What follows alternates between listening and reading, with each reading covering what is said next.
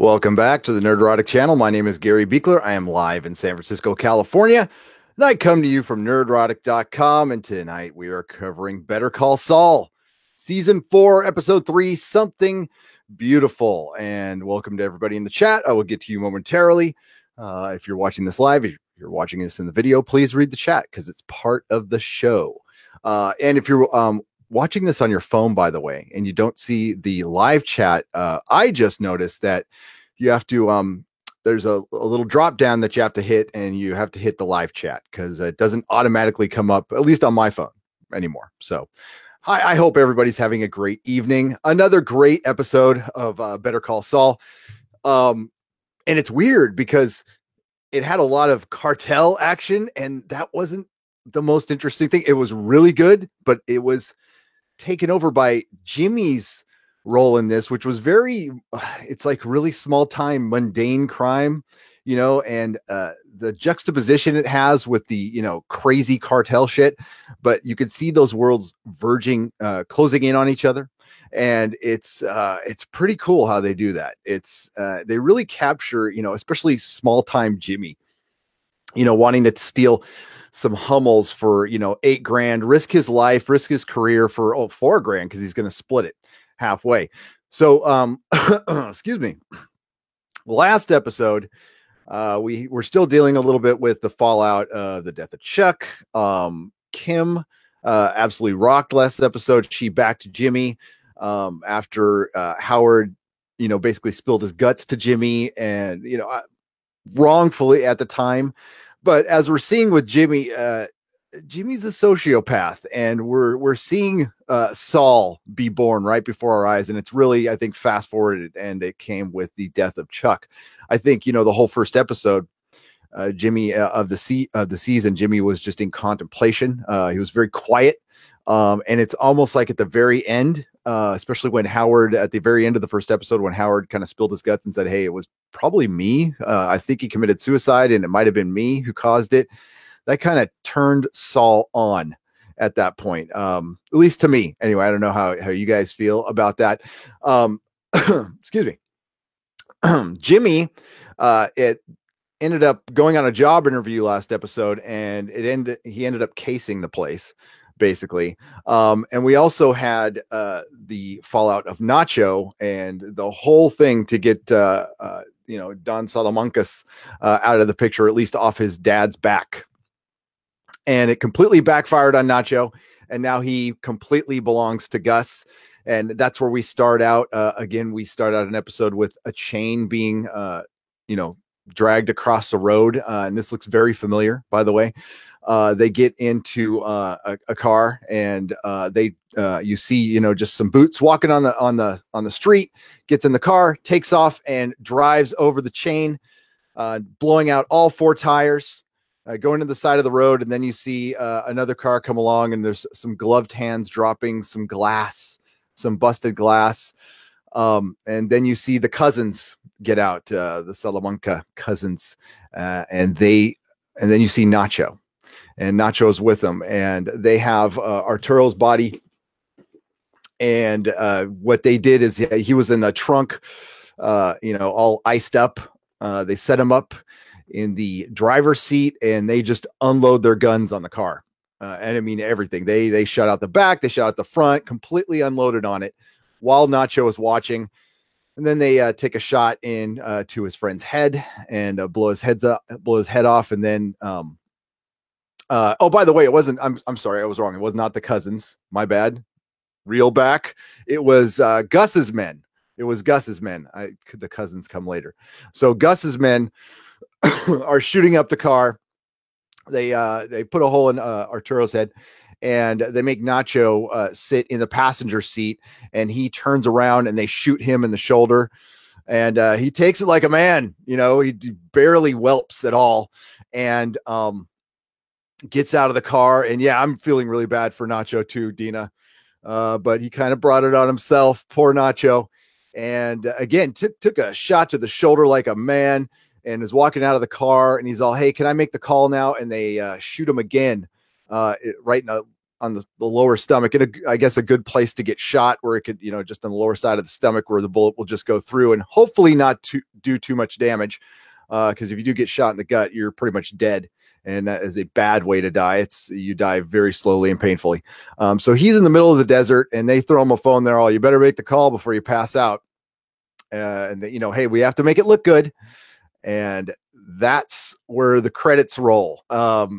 And he's trying to make the call right before he passes out. Nacho is. Then we get to see the only scene with Mike. Mike and Jimmy are in the restaurant, and we saw this in the trailer. Jimmy is laying out the plan for him. He's like, hey, I got a job for you. It's easy money. We just switch out the Hummels, and he brings another Hummel out that's almost identical to the one in the office he saw in the previous episode during the job interview. And he's all, this one's worth nothing, but there's one, this one's got a brother, and it's worth $8,000. And I could say right now, while it's realistic to where, small time hoods, what is this, the fucking 30s? Small time criminals will do stuff like this. But if you're ever thinking about being a criminal, especially from somebody who worked in the collectible business for 10 years, collectibles are the absolute worst thing to steal. Okay. They're, while Jimmy points out the Hummels don't have any serial numbers, usually people miss their stuff and they start calling around, and collectible shops talk to each other. So that's happened a lot with us. Like, somebody stole from the comic store. Believe me, I got a phone call 5 minutes later. Watch out for so-and-so or this comic book or whatever, because it's coming in to be sold. Now, Jimmy talks about it being sold at a collectibles show out of town. So that's totally plausible and it's totally viable. Mike listens to the deal, and he's like, yeah, I like the plan, but why do you want to do it? What did these guys do to you? And Jimmy's like, what? And Mike's all, what did they do to you? Like, why do you want to do this? He's all, it's just easy money. That's all, nothing. He didn't say it, but he's like, nothing against the guys. I just, it's easy money. Mike's all, it's not for me. Thanks. And, Mike was even nice enough to tell Jimmy, give him a word of warning and tell him, no, it's actually not for you either. And Jimmy just gets up and says, fine, if you don't want easy money, see you later. And he makes a phone call to a certain vet and says his fish is sick, and he needs to see him very soon. We see the cousins walk out. We go back to the same street. We go back to the scene of the quote unquote crime, and the cousins have found the body in the car. And they look around and they find Nacho in the desert. And I don't know how long it's been, but he looks almost dead. And my God, the makeup on this is great. So great.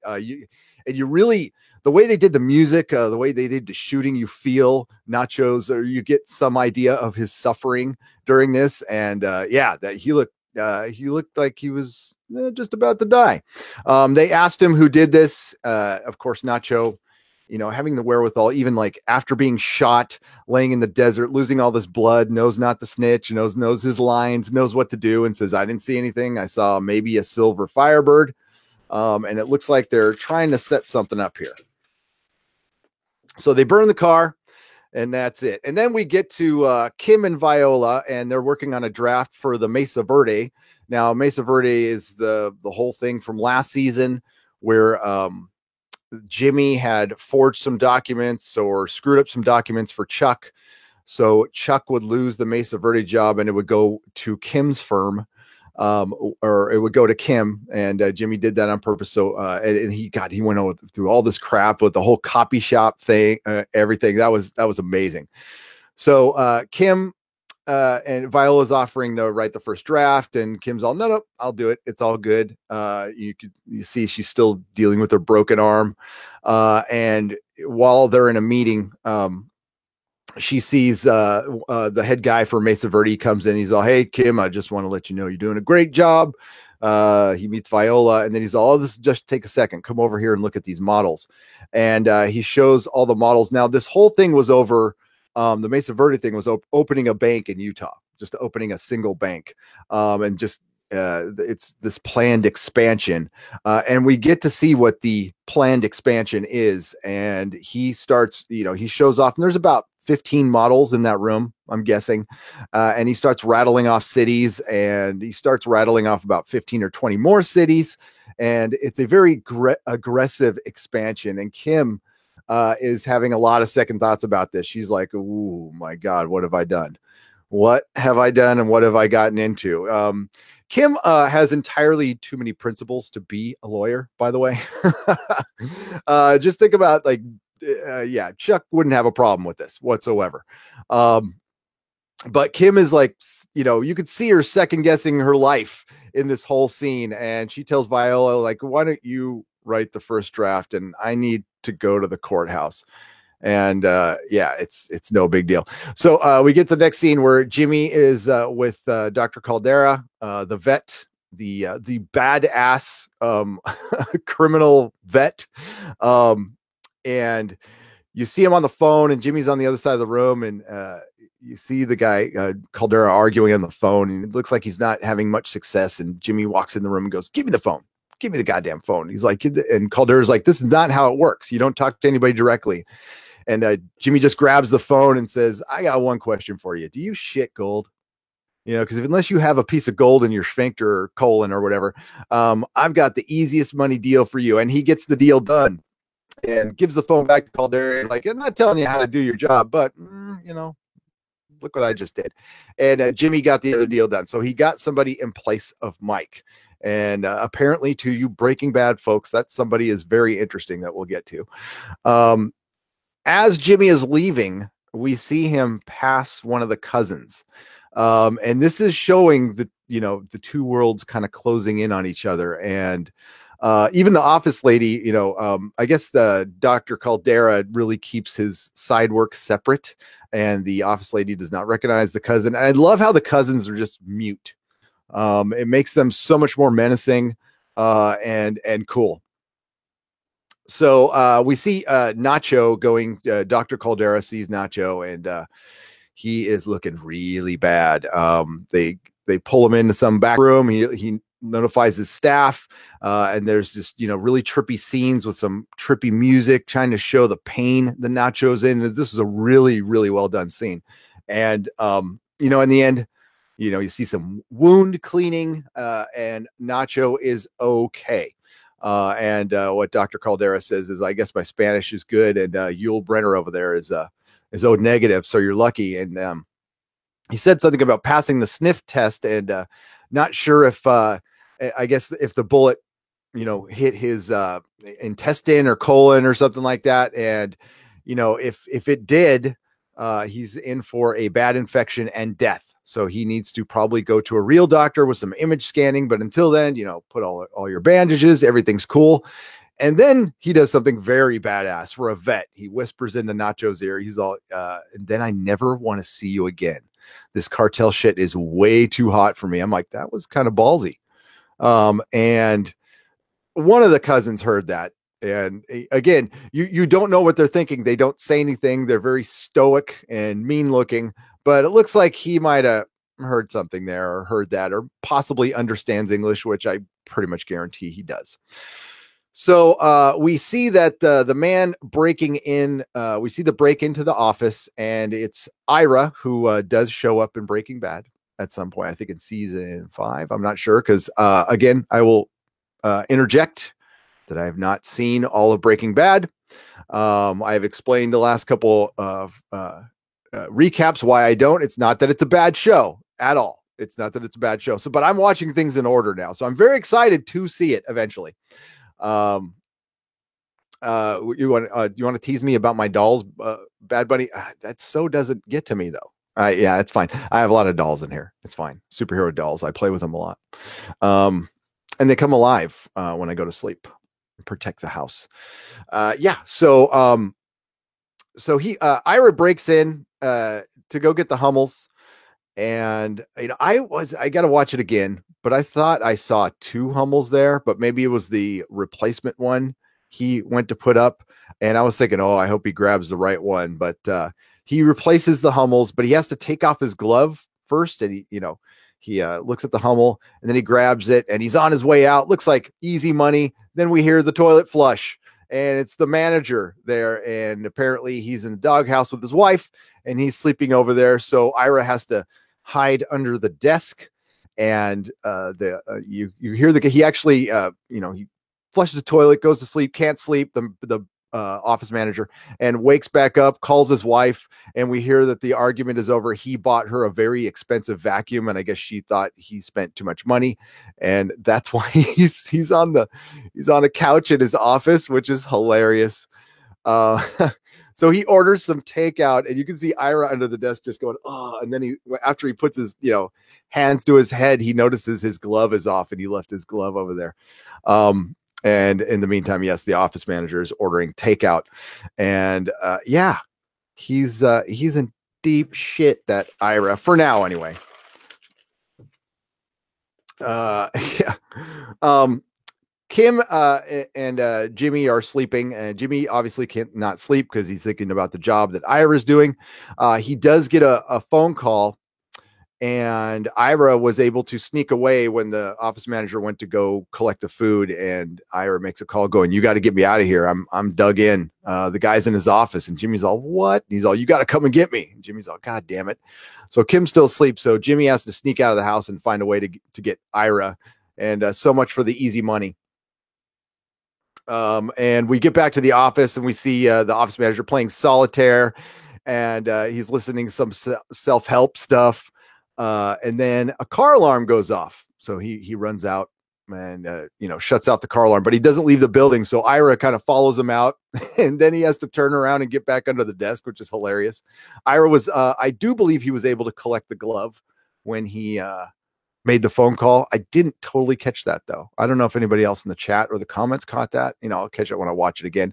By the way, if you're new to the Nerdrotic channel, we have a lot of new subscribers, and I really appreciate it. We are visceral reviews. Like, I watch the episode, 15 to 20 minutes later, I'm on. I do a little prep, not much. And that's what this is all about. This is all about like what you think, not really what I think. And it's visceral, and that's the way we like it.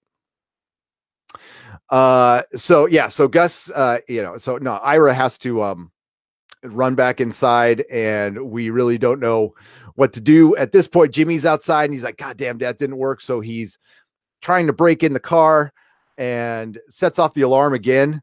But we see the manager come out, and then he sees his car rolling back. So Jimmy had broken in with a coat hanger and released the emergency brake, set the car running, sends the building manager running, and that way Ira can get out. And to Ira's credit, he wasn't totally pissed at Jimmy, and they both said, yeah, easy money. Cool. Right on. It didn't work out so bad.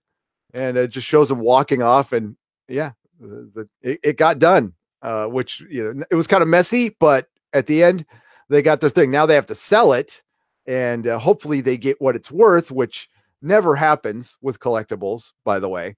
You can go on eBay. I dealt with that all the time at the store. It says this much, it says it's worth this much on eBay, but if you go to what things actually sell at, not what they're asking for, that's what they're worth. So we'll see if he actually gets the money, but it's probably not that important to the story.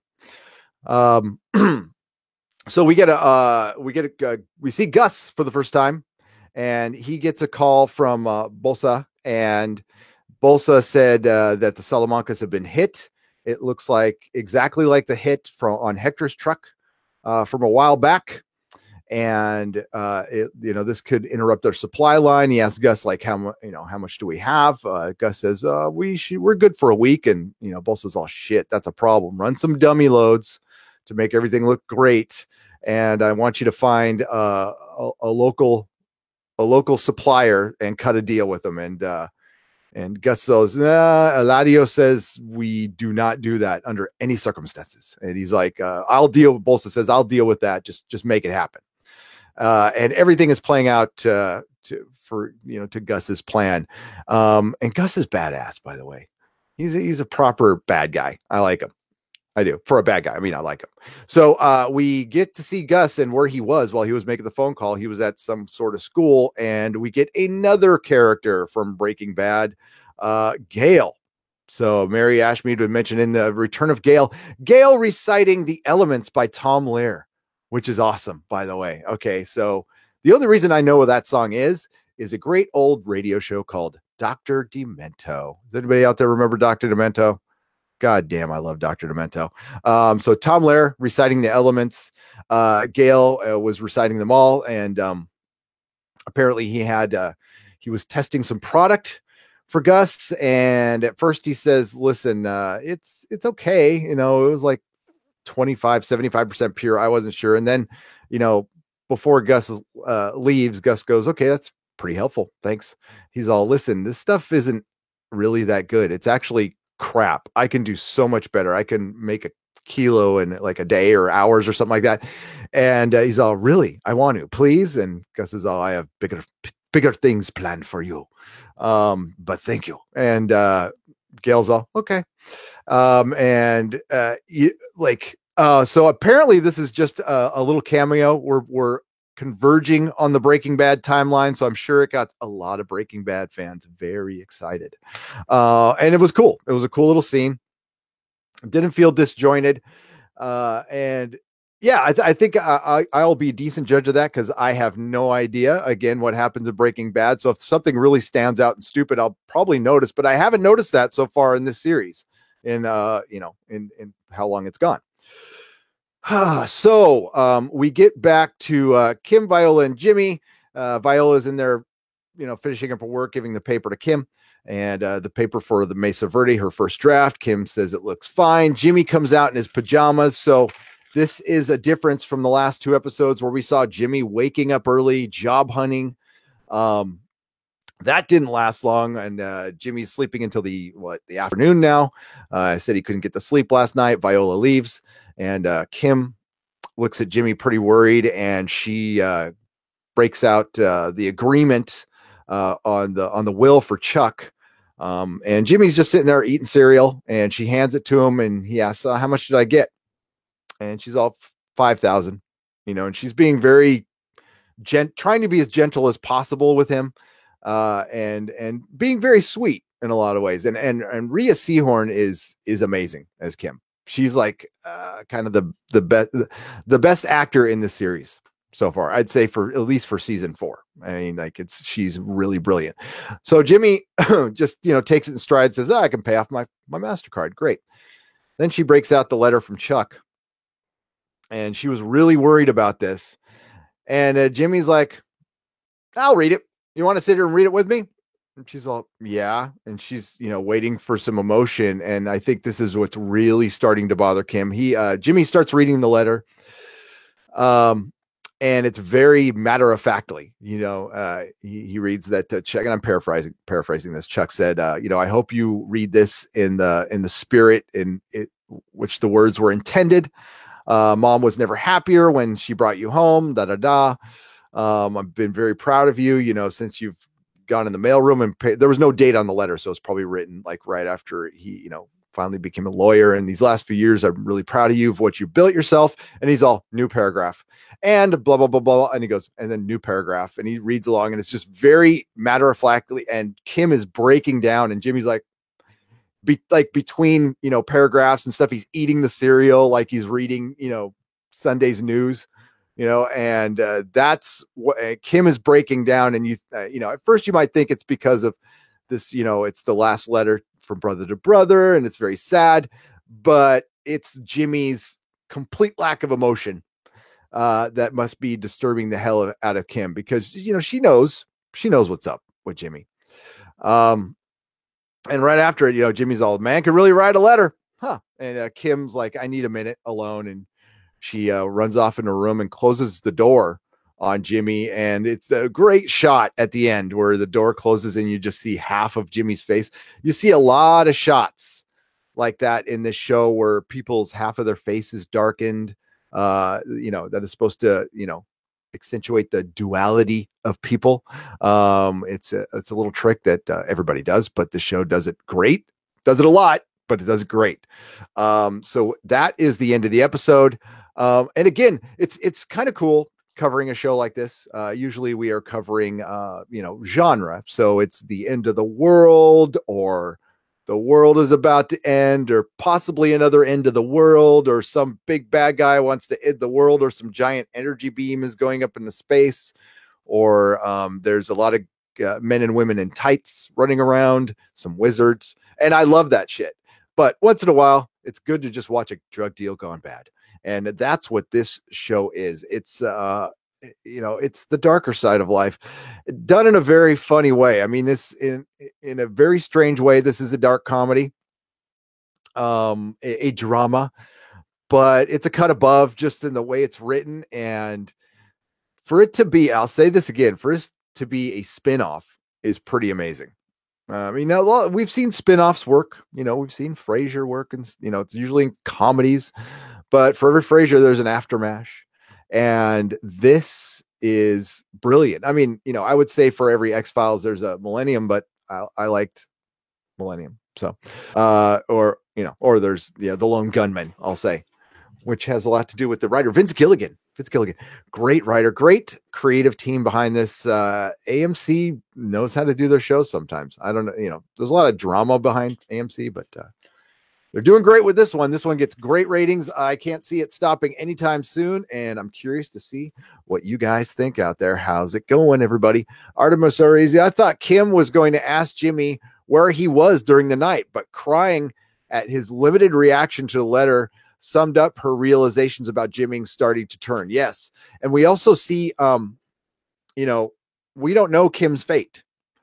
So that's part of this. The part of a prequel is it's a tragedy. J.K. Rowling said this, and I'm sure somebody said it before her, that all prequels are tragedies.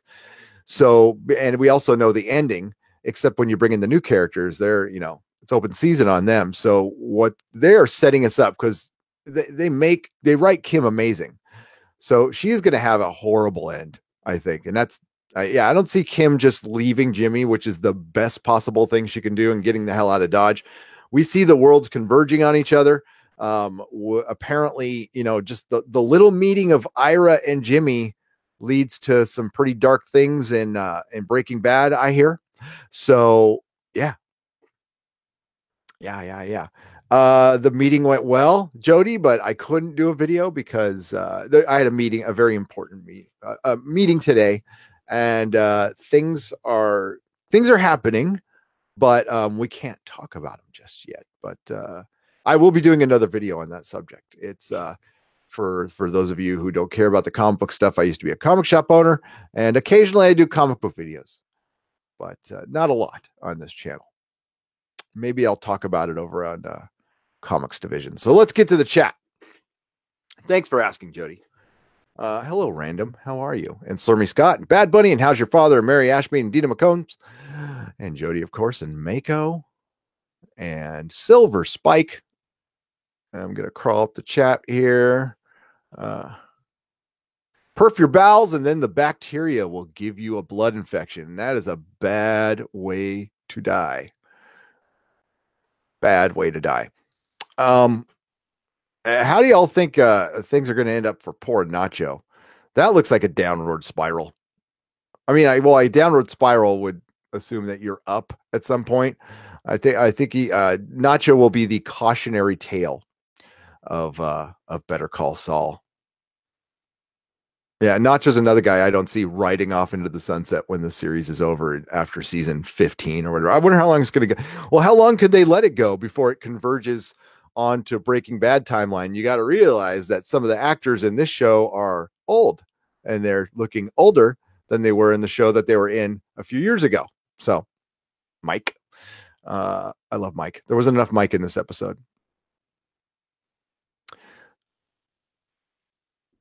Going through the chat here. Who else thought for a quick second we were about to meet Walter White as Gus entered the chemistry lab, says Artemis Over Easy. I did. Although maybe we won't hear about it. Now, there was a lot of talk about it at the 10-year anniversary of Comic-Con. It's going to happen. Bryan Cranston says he wants to do it.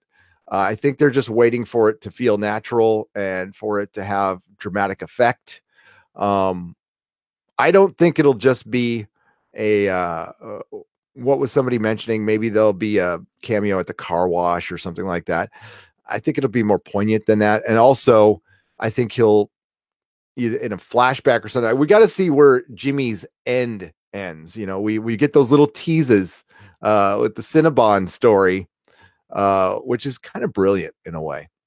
Again, this is what amazes me about this show is how it makes the mundane Hilarious, dark, tragic, sad, you name it.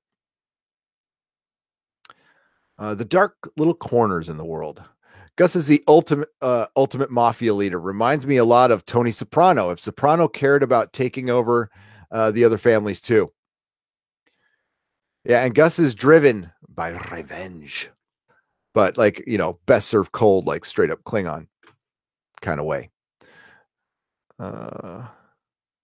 Hail Dr. Demento. I was a member of the Demento Society for years.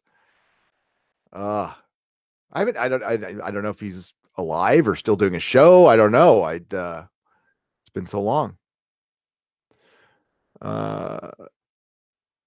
Lots of talk about cats. Not a cat person anymore. Had a cat, had a couple cats. They died. Then I had kids. Pets, you know, pets are awesome, but they just become pets when you have kids. It's different. I got all teary-eyed when I saw Gail again. Yeah, apparently that's going to be a big deal, Dina McCombs. And the guy did a great job. And I love the Element song. It's so, yeah, Tom Lehrer was great. Going through the chat here. It was good to see Gail. Immediate Breaking Bad rush, said Artemis over easy. Better Call Saul does a wonderful job of being a prequel that doesn't feel forced or overly pandering to their fans. Silver Spike 1. Yeah, it really is its own show. I can't be the only one in the world who just picked up this show and didn't pick up the other. There must be one other. Well, it has to. I mean, the show gets like 4 million viewers for a cable show. It's insane. Oh,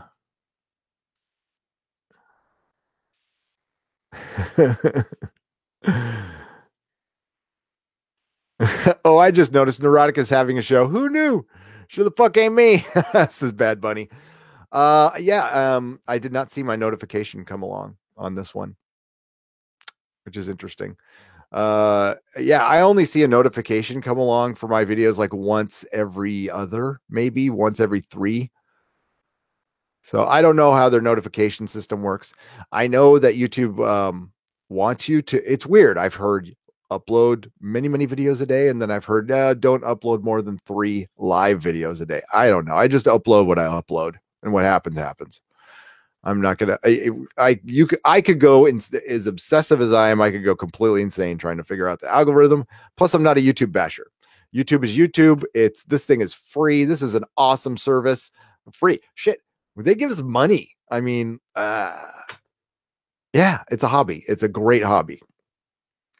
I would not make this my full-time job though. That would make me a little crazy. Yes,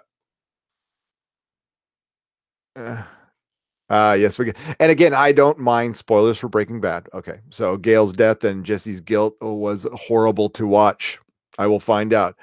Better Call Saul is fantastic. It just shows you that with the right writer, you can make a show about anything and make it fantastic. Mako agreed. Here's where Mako and I can agree. Star Trek Discovery, if it had Vince Gilligan as a writer or Ronald D. Moore, it would be a good show. There's people who would argue with me on that one, but no. It's all the writing. It begins and ends with the writing. You can even have a somewhat poorly or average directed show be good if there's good writing. Now, bad editing and sound can kill something too, but it's all about the writing. Mako. I thought Kim was going to. Oh, I already read that one. Yeah, damn it. Oh yes, there's also. Thank you, John. John Wick. Everybody, welcome. John Wick is in the chat. I'm looking forward to your third movie, John Wick. And and I love your previous 2. Big fan, John Wick. Big fan. Was the bullet in his shoulder? Yes. So I missed that one. Thank you for pointing that out. When Nacho was with Caldera, he left the bullet in his shoulder. He said, "You're going to set off metal detectors." So what was clear about this is Gus could give a fuck about Nacho. Whether he lived or died, it was about the theatrics of it, making it look real to the Salamancas. And it's really clear that the Salamancas, well, maybe really on top of their game at one point. They are not anymore. They've maybe gotten too big. And Gus is Mr. Attention to detail. I mean, just look at how he presents himself.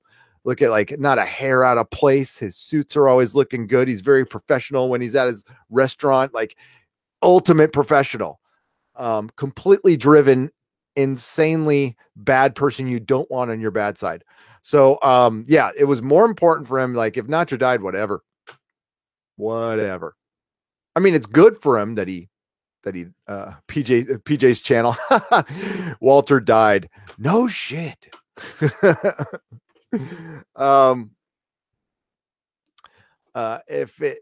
it happens, it won't be until if it happens, it won't be until the last ever seasons, methinks. Yeah. Me too, Silver Spike 1. Marcus Kahn says cats destroy speakers. No cats. Speaker wire. Actually, I don't want to bum you guys out. What did my cat in was a broom. Yeah. But he was like 12. My cats are buried in my backyard. I heard the burial fee. I'm like, I can dig a hole, and I've got my little headstones out there. It's a good cat. I miss Zorro. Off in the bathtub scene. Off in the bathtub scene. Yes. That scene got me. But okay, so I'll repeat it one more time. But grateful recovering drug addict here, and I used to do a lot of crank and meth way long time ago. And this show, Breaking Bad, really got the feel of it right. I'll say it's very accurate. There's only one other thing I have seen that gets the tweaker, cooker lifestyle. Got the feel of it right. I mean, the movie was kind of ridiculous in the plot, but Salton Sea, if you've ever seen Salton Sea with Val Kilmer, highly recommended if you haven't seen it. Vincent D'Onofrio, one of the single greatest scenes in movie history is in that, when they this is going to sound really bad, but they reenact the Kennedy assassination in a very unique way. And it is the darkest, funniest thing I've ever seen in my life.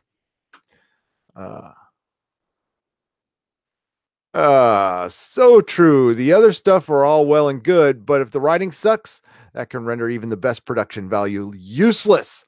All sizzle, no steak, right? Yes. Oh my God, that's what we get so much of now. I mean, most blockbusters are that. That's why, I'm, again, not the biggest fan of drama, because I think it's not that any art is easy to do, but it's easier than comedy or putting together a big spectacle of a movie and actually making it good, because they don't focus on the writing. Writing is really important, but writing also shines the most to me in comedy and then drama. Comedy is the hardest thing to do. And this show's funny. This show's totally funny.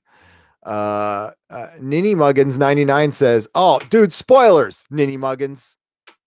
Oh, I forgot to put up my spoiler sign. Sorry, folks, I spoil. Here, I'll do it now. This is thanks to Viking Bitch. I was supposed to put this up. It's when I don't have my co-host Dennis. I forget that, so my apologies. You can throw shade in the comment all you want. But Ninny Muggins 99 ruined it for all of us. Jesus dies in the Holy Bible.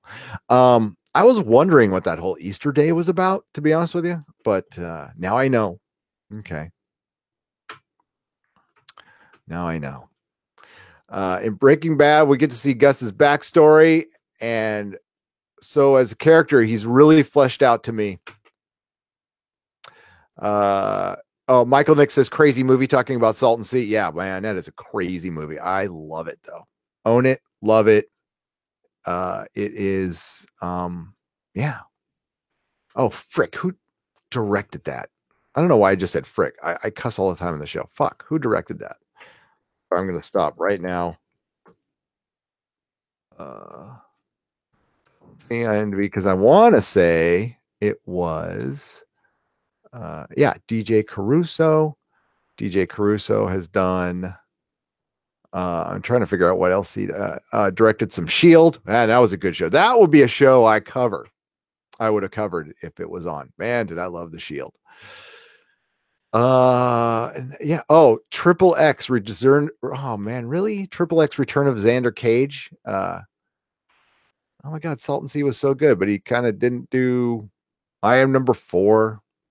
Not much. Well, I can really speak highly of Salton Sea. If you are a Breaking Bad fan, you might like that movie, so I can recommend it.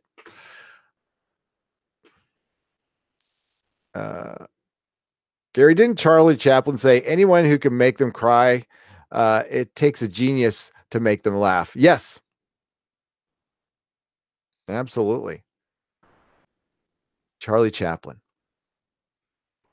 Great movie with Robert Downey Jr., by the way. He was so good in that. Great writing, great acting, great directing, great cinematography equals The Expanse. Bad Bunny, you're right. Like this show, and we're actually covering some. I'm really excited. We've been covering some really good shows. I thought the summer was going to be dead. I couldn't have been more wrong. And they're really all different. We have Castle Rock, which is kind of creepy horror, and it's like turned out to be a pretty good show. Then Better Call Saul, which is just a great show. Venture Brothers, great show, but it's cartoon, not for everybody, but I highly recommend it. And of course, Preacher. It's been a lot of fun. So yeah, it's been great covering this stuff, and I love that we've had a response. Now I know there's a million people out there who cover Better Call Saul, so we thank you for choosing us. Yeah, I loved finally seeing Gus's backstory, the reason why he hated the old man in the first place, and he hated Gus in return. Yes, we get some background on that. Anthony McCone's Ozymandias, hands down, one of the best hours of television ever produced, says Artemis Over Easy. There you go. And we can't wait for The Expanse to come back either. So I'm going to end it right there. I think I might be jumping on Comics Division live stream. If not, I will be doing a separate video on a comic shop that might be closing. And that comic shop was my old one. So I will be talking about that very soon, within the next 24 hours. So it might be tomorrow evening, might be tonight. I have no idea when I get a chance. But thank you all for joining me for Better Call Saul. I will be back next Monday, 7:15, 7:30, when I can get on. So please join me then. We do have the best chat on YouTube. We have a lot of fun. We love talking about TV. Our next show that we're covering is Castle Rock. That'll be Tuesday nights at 10:15 p.m. Pacific time. If you're watching this as a video, please like, share, and subscribe. We just passed 5,000 subscribers. Thank you very, very much on that. That is brilliant. That is brilliant. Mako, you are quite welcome. Doors and Corners, thank you. And thank you for thank you, Michael Nix. I appreciate that. Always enjoy your vids. I love to hear that, man. That like makes my day. Bad Bunny, Artemis Over Easy, Michael Nix, Mako, Mary Ashmead, Dina McCombs, Artemis Over Easy. I might have said that already. If I say your name twice, just, go like this. Silver Spike, 1. Ninny Muggins, the Jesus spoiler. Ninny Muggins 99, ruined the Bible for everybody. Bastard. I just assumed your gender. Ninny Muggins, I'm just going to call you a Ninny Muggins. All right. You nerf herder. Slur Me Scott. And that's that'll probably, if I missed your name, I'm sorry. One more thing I should do while we got a second is I'm going to show you my Patreon video, and I can read some more chat while this is going on. You will see some of our wonderful patrons going across the screen while I talk, and it also shows you some pictures. Now, these pictures tell you what you get. Yes, you get stuff with our Patreon. You actually get stuff because we don't have time to put a ton of content up. So we thought we'd give you gifts. There is a $1 level, which is basically a tip jar. Then there's a $5 level where you get 3 comic books. You'll see that at the end of the video. Those were exclusive comic books to the old comic store I owned. They are rare, and you can actually flip them if you want. Probably make $10 a piece or something on them. They are currently on eBay. You can see what they are. If you join the $15 level, you get You get this twice, by the way. You get what's called a what's in the box box. And you will see a picture of a representation of what you get later, some action figures, some magazines, some comics, some tchotchkes. It's like a loot crate, but it's, actual collectibles that are cool. It's, it's not just pops. It's action figures. It's cool stuff. You get that. You get it once if you stay with us over 6 months. You get 2 boxes. Now you don't get any after that. And so you can always take it down to 5 or quit, whatever you want to do. It's cool. But you know what? This is a hobby. So we appreciate any super chats or anything we get. That is totally cool, but it is not necessary. And again, if you're a new subscriber, you join our chat. You do not need to leave a super chat. Again, they're completely welcome, but we try to, we're at a point where we can still read everybody's chat, and we're happy to read it. That's part of the show. You guys are part of the show. So that's our little video. Did I stretch that long enough? Let's say to go. I completely agree. Jimmy turning into Saul completely. We get to see the chemist from Breaking Bad. Yes. That was way up there. I had to read it, Mary. There you go. Thank you, Jody, for the congratulations. Thank you, Artemis over easy for the congratulations. And Silver Spike just realized it's 4 a.m. in the morning. Christ. Thank you for joining. Gosh, I hope you don't have to get up and go to work. Yeah, take a nap. I came back to lurk after Lodge 49 ended, says Pen Farm Girl. Yes. We're going to do a season 1 for Lodge 49. Once we work out the time schedule on that, we'll just do the whole season since it pretty much dropped on the AMC app. So we will, I'm glad you like your Doctor Who stuff, Mary. I'm glad you like it too. Roll a Cat 100 night. Good night, everybody. And thanks for watching. And we will see you next time. May the small folks sing songs of your greatness. Ciao.